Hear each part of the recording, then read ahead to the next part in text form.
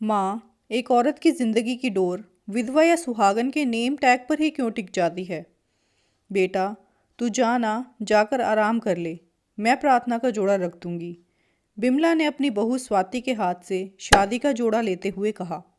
मगर माँ, स्वाति कहते कहते चुप हो गई और अपनी सास को देखने लगी। ये पहली बार नहीं था। उसने नोटिस किया कि जब से घर में शादी की भीड़ भाड़ शुरू हुई है, उसे शादी के कामों से किसी न किसी बहाने अलग रखा जा रहा है। शुरू में वो कुछ नहीं समझी थी, पर लगातार इस तरह की बातों ने अब उसे हर्ट करना शुरू कर दिया था। वो चुपचाप अपने कमरे में चली गई और दीवार पर लगी भास्कर की तस्वीर को भीगी आंखों से देखने लगी। बिमला ने लाखों में ढूंढकर अपने बड़े बेटे भास्कर के लिए स्वाति को पसंद किया था। स्वाति भी बहुत मिलनसार और सुशील थी। बहुत जल्द ही उसने अपने गुणों से सारे परिवार को अपना बना लिया था। भास्कर भी उस पर जान छिड़कता था, पर इनकी प्यारी सी गृहस्थी की उम्र ज़्यादा लंबी नहीं रह सकी। भास्कर आर्मी में था। बॉर्डर पर लड़ते हुए वो शहीद हो गया और अपने पीछे स्वाति को रोता बिलखता छोड़ गया। स्वाति को एक शहीद की विधवा कहकर लोगों ने सर आंखों पर बिठाया। पूरे मोहल्ले में उसे खूब सम्मान दिया जाने लगा। ससुराल में भी उसे खूब प्यार मिला। बिमला अपने बेटे की कमी बहू को लाड करके पूरी करने लगी। भास्कर की कमी तो कभी पूरी नहीं हो सकती थी। उसके जाने के बाद जो खालीपन स्वाति सह रही थी, वो कभी भी भरने वाला नहीं था। लेकिन घर वालों के प्यार और अपनेपन ने स्वाति को संभलने में बहुत हद तक मदद की। देखते देखते करीब 1.5 साल बीत गए। स्वाति को इतने सालों में कभी भी विधवा या अभागन जैसे ताने नहीं सुनने पड़े। इनफैक्ट उसे एक बेटी की तरह ही प्यार और अधिकार मिले। सास ससुर और देवर ननद के अपनेपन में वो अपना दुख भूल गई। खुद की किस्मत पे नाज होता था उसे कि एक मायका छूटा तो दूसरा मायका मिल गया, जहाँ से उसकी कभी विदाई नहीं होनी थी। मन ही मन इतराती थी वो। 1 हफ्ते पहले ही उसकी ननद प्रार्थना का रिश्ता तय हुआ था। सब लोग बहुत खुश थे।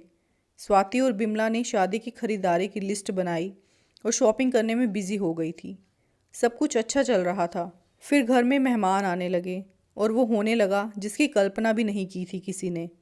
उसे अचानक आराम करने को कहा जाने लगा था। वो बस किचन और मेहमान नवाजी के लिए ही पुकारी जाने लगी थी। शुरू में उसने गौर नहीं किया, पर एक दिन जब मोहल्ले की औरतें गीत के लिए आई और वो भी शामिल होने लगी, तो काकी ने फुसफुसा के बिमला के कान में कहा, देख बहू, शादी ब्याह की बात है। सुहागिनों के आशीर्वाद से बच्ची का घर बसेगा, लेकिन जिसका खुद का सुहाग नहीं रहा, वो कैसे सुहागन होने का आशीर्वाद देगी? सच तो यही है ना कि बहू विधवा है, उसे शगुन के कामों से दूर ही रख। कैसी बातें करती हो काकी?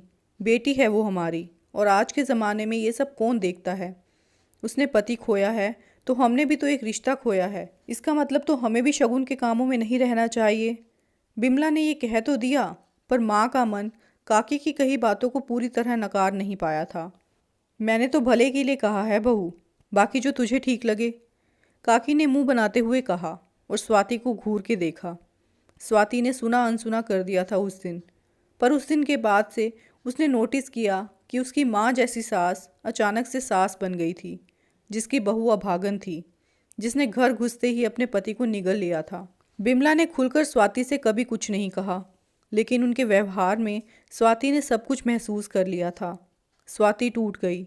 बिमला के व्यवहार का बदलाव घर में भी सबने महसूस किया, लेकिन किसी ने भी ज़्यादा ध्यान नहीं दिया, क्योंकि ये सब कभी सपने में भी नहीं सोच सकते थे वो लोग। शादी का जोड़ा बिमला को पकड़ाकर बुझे मन से वो अपने कमरे में आ गई। आज उसे भास्कर की कमी बहुत महसूस हो रही थी। ना चाहते हुए भी वो फूट फूट कर रोने लगी। उसे समाज के तानों से मतलब नहीं था, लेकिन अपनी माँ समान सास से ऐसी उम्मीद नहीं की थी उसने। आखिरकार थक कर उसने नियति को स्वीकार कर लिया और खुद को शादी के रिवाजों से अलग कर लिया। भाभी भाभी, मेरे चूड़ियों का सेट तैयार नहीं किया आपने अब तक? प्रार्थना उसे ढूंढते हुए कमरे में आई। स्वाति को रोते देख प्रार्थना को जैसे जोर से झटका लगा। भाभी, आप रो रही हैं? क्या हुआ भाभी? तबीयत ठीक नहीं है क्या? मम्मी को बुलाऊं क्या? प्रार्थना घबरा गई। पिछले 1 साल में उसने स्वाति को हमेशा मुस्कुराते ही देखा था। नहीं प्रार्थना, कुछ नहीं, बस आज भास्कर की बहुत याद आ रही है, स्वाति ने मायूस आवाज में कहा और फफक कर रोने लगी। प्रार्थना ने उसे गले लगा लिया। उसे समझ नहीं आया कि अचानक सुबह से गहमा गहमी थी। घर मेहमानों से भरा हुआ था। प्रार्थना की बारात बड़े धूमधाम से दरवाजे पर लगी थी। प्रार्थना की नज़रें बस अपनी भाभी को ढूंढ रही थी, पर स्वाति ने सर दर्द का बहाना बना दिया था और अपने कमरे में चली गई थी। दिन भर स्वाति शादी के रिवाजों से बहाने बनाकर बचती रही थी, लेकिन जब दूल्हा दुल्हन के गठबंधन के रस्म के लिए भाभी को खोजा जाने लगा तो बिमला बेचैन होने लगी कि अब कैसे मना करेगी वो सबको। बिमला जी, स्वाति को बुलाओ।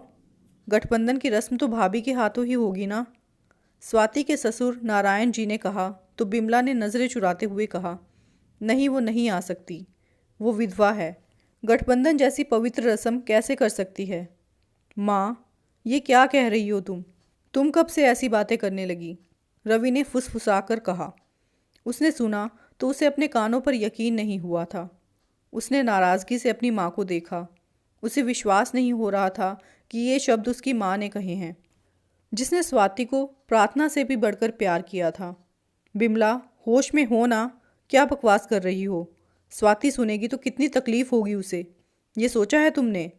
नारायण जी ने बिमला की बाँह पकड़ी और उसे एक किनारे ले जाकर गुस्से में बोले, हाँ माँ, भाभी को कितना बुरा लगेगा। मैं खुद भाभी को लेकर आती हूँ। अगर गठबंधन होगा तो बस उन्हीं के हाथों से।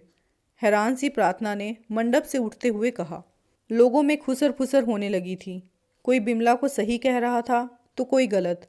कुछ लोगों को यही समझ नहीं आ रहा था कि शहीद की विधवा कहकर सर आंखों पे बिठाने वाले लोग आज उसे अपशुगनी कैसे कह सकते हैं। हाँ हाँ, मैं तो दुश्मन हूँ ना उसकी। अरे समाज के नियम हैं, सदियों से चल रहे हैं। मैंने कौन सा शुरू किया है ये? और बेटी की शादी की बात है, ज़रा सा रस्मों से ही तो दूर रखा है उसे। उसके साथ कोई अत्याचार तो नहीं कर दिया ना? बिमला ने हड़बड़ाकर प्रार्थना की कलाई पकड़ ली। वो नारायण जी के पास आई और फिर गिड़गिड़ा के बोली, शादी ब्याह की बात है, कल को कुछ ऊंच नीच हो गई तो क्या करेंगे हम? बस ज़रा सी सावधानी बरतने में क्या हर्ज हो गया? बिमला ने अपने आंसू पोंछते हुए कहा। बस बहुत हो गया, अब बस करो बिमला। मुझे तो शर्म आ रही है तुम्हारी सोच पर। कल को भगवान ना करे हमारी प्रार्थना होती स्वाति की जगह तो क्या तब भी तुम ऐसी ही बातें कहती? नारायण जी बिमला की बात सुनकर आपे से बाहर हो गए। उनकी सांस ऊपर नीचे होने लगी थी। वो दंग रह गए थे ये सब सुनकर। मैं जा रही हूँ भाभी को लेने। प्रार्थना ने नाराज़गी से अपनी माँ को घूरा। तू रुक प्रार्थना, मैं लेकर आता हूँ भाभी को। बिमला को घूरता हुआ रवि स्वाति के कमरे की तरफ बढ़ गया। ओह अच्छा, तो तुम्हारी यही घटिया सोच के कारण वो शादी में दूर दूर थी, तभी आजकल वो ज़्यादातर अपने कमरे में आराम कर रही थी। अब समझ में आया। नारायण जी को जैसे अचानक ही शादी के नियमों के दौरान स्वाति के दूर दूर रहने का कारण समझ में आ गया। क्या बीत रही होगी उस बच्ची पे? कैसे सहा होगा उसने अपनी माँ का ये सोतेलापन? बिमला, तुमने ये क्या किया? नारायण जी अपना सर पकड़कर वहीं पास ही एक कुर्सी पर बैठ गए। बिमला एक पल को दुविधा में पड़ गई। उसकी आंखें सोचने वाली स्थिति में सिकुड़ के छोटी छोटी सी हो गई थी। भाभी, चलिए उठिए, बहुत हो गया, मंडप में चलिए, प्रार्थना वेट कर रही है आपका। रवि ने स्वाति के कमरे में कदम रखते हुए कहा। रवि, मेरी तबीयत ठीक नहीं है, मैं नहीं आ सकती। स्वाति ने अपने आंसू छुपाते हुए कहा और नज़रें नीचे झुकाकर अपने पाँव के अंगूठे से ज़मीन कुरेदने लगी। बस बहुत हो गया आपका बहाना, हमें सब पता चल गया है। आप इस घर की बहू हैं। भैया के नहीं रहने से आपका ये हक ख़त्म नहीं हो जाएगा।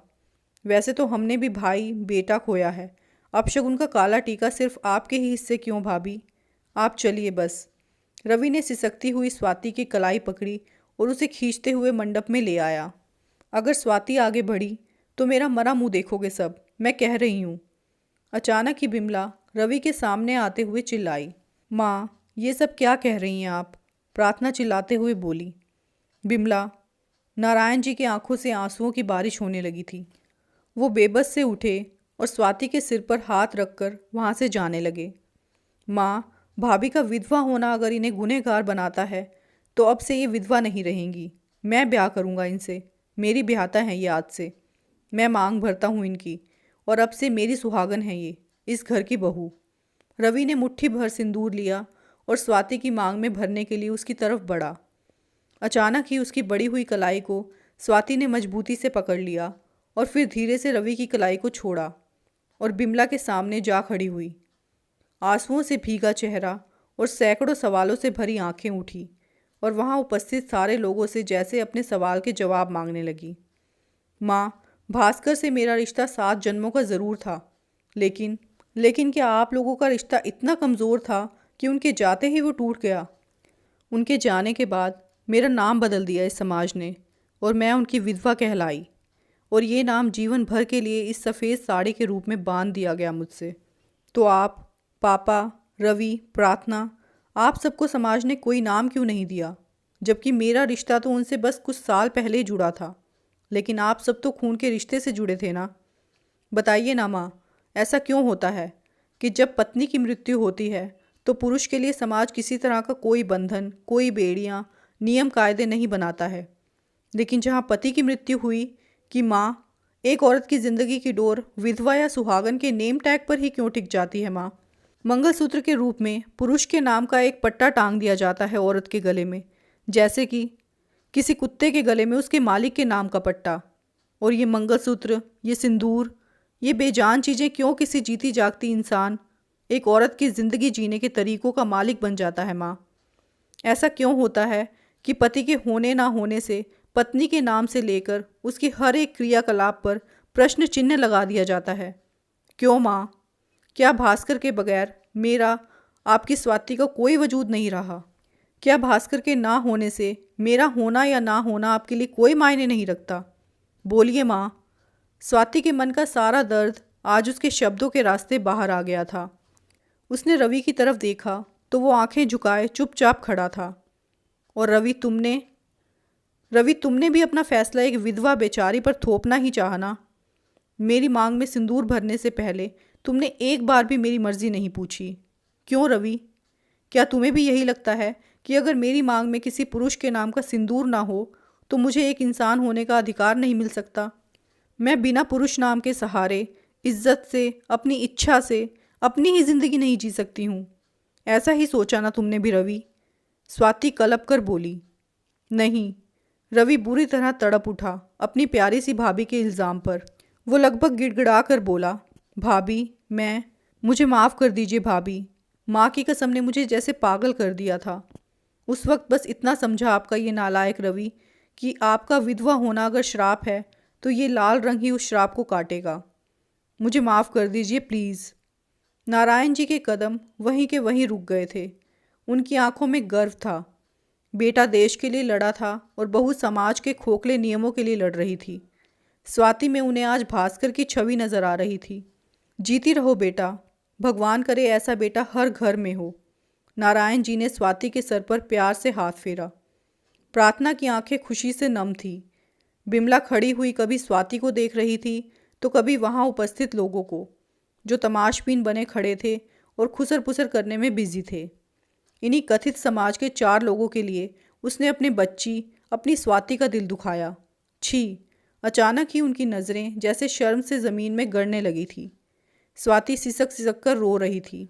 रवि अब भी उसके सामने अपने दोनों हाथ बांधे खड़ा था। भाभी, मुझे माफ़ कर देना। आपको आपका हक दिलाने का और कोई रास्ता समझ नहीं आया था मुझे। काश कि इस नालायक के भेजे में इतनी सी बात आ जाती। अगर मैंने आपका दिल दुखाया हो तो जो चाहे सज़ा दे देना मुझे। आप हमेशा ही भास्कर भैया की अर्धांगिनी के नाते ही हमारे परिवार का हिस्सा रहेंगी। लेकिन अगर आपको इस नालायक पे ज़रा सा भी भरोसा हो तो मुझे स्वीकार करके मुझ पर उपकार कीजिए। आपके हर फैसले का मैं तहे दिल से स्वागत करूँगा। रवि स्वाति के पास हाथ जोड़कर अपने घुटनों पे बैठ गया। बेटा, मुझे माफ़ कर दे मेरी बच्ची। जाने अनजाने में मैंने तुझ पर बड़ा जुल्म किया। मुझे माफ़ कर दे बेटा। पता नहीं कैसे मैं सबकी बातों में आ गई थी, लेकिन तूने मेरी आंखों पर से खोखले आडंबर का पर्दा हटा दिया। हे भगवान, मुझसे एक ऐसा अनर्थ हो गया। मुझे माफ़ कर दे मेरी बच्ची। बिमला को अपनी गलती का एहसास उसके बच्चों ने करा दिया था। वो स्वाति के गले से लगकर सिसक उठी। माँ, पापा। काफ़ी देर से खामोश खड़ी प्रार्थना ने कहा, मुझे अपना गठबंधन मेरी भाभी से ही करवाना है। मेरी स्वाति भाभी ही मेरा गठबंधन करेगी।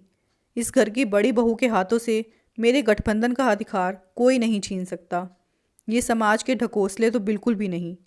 भास्कर भैया के रहने या ना रहने से मेरी भाभी के अधिकार और व्यक्तित्व पर कभी कोई आंच नहीं आ सकती। भाभी आइए और मेरी भाभी और इस घर की बड़ी बहू का फ़र्ज़ पूरा कीजिए। प्रार्थना ने स्वाति के चेहरे पर पड़े सिंदूर के छींटों को साफ करते हुए कहा, जो रवि की कलाई थामते वक्त उसके चेहरे पर गिरे थे। जाइए भाभी, और रही शादी की बात तो वो फ़ैसला पूरी तरह से आपका होगा। आप अच्छे से समय लेकर सोच के अपना फ़ैसला लें। आपके हर फैसले में हम आपके साथ हैं। रवि ने प्रार्थना की बात का समर्थन करते हुए कहा। हाँ प्रार्थना, मेरी बहू ही अपनी ननद का गठबंधन करेगी। बिमला ने स्वाति की कलाई पकड़ी और आगे बढ़ते हुए बोली, हाँ मेरी बच्ची, आ तेरी माँ को माफ़ कर दे और आज इस मंडप में हम दोनों माँ बेटी मिलकर समाज के मुंह पर तमाचा मारेंगे। बिमला ने अपने आंसुओं को पोंछा और गर्व से अपने बच्चों की तरफ देखा। थोड़ी देर बाद ही स्वाति ने खुशी खुशी भास्कर की पत्नी की हैसियत से प्रार्थना का गठबंधन किया और बड़ी बहू का फ़र्ज़ पूरा किया। फिर उस रात एक अनोखा विवाह हुआ उस मंडप में। समाज द्वारा अस्वीकृत एक नाम ने एक नए रिश्ते की नींव रखी। स्वाति के हाथों दूल्हा दुल्हन के गठबंधन की रस्म पूरी हुई। इस रात एक अनोखे विवाह का साक्षी बना वो मंडप और वहाँ उपस्थित समाज के कथित 4 लोग। ये अनोखा विवाह मुंह चिढ़ा रहा था रिवाज को, मुंह चिढ़ा रहा था हमारे समाज की खोखली रस्मों को। दोस्तों, कहानी को अंत तक सुनने के लिए बहुत बहुत धन्यवाद। कहानी कैसी लगी कमेंट सेक्शन में ज़रूर बताना। साथ ही चैनल को सब्सक्राइब, वीडियो को लाइक और शेयर भी ज़रूर कर देना। आगे भी इसी तरह की कहानियाँ सुनने के लिए। Thank you for watching this video. Take care, bye bye.